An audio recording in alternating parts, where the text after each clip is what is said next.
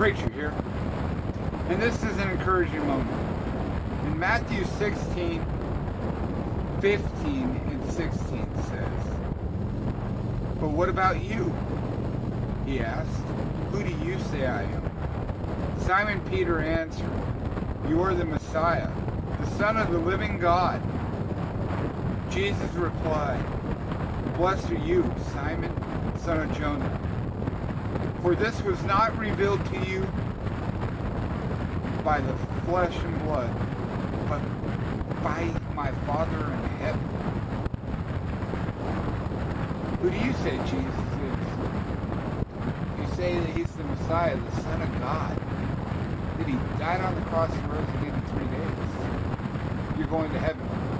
He paid for your forgiveness. Be blessed.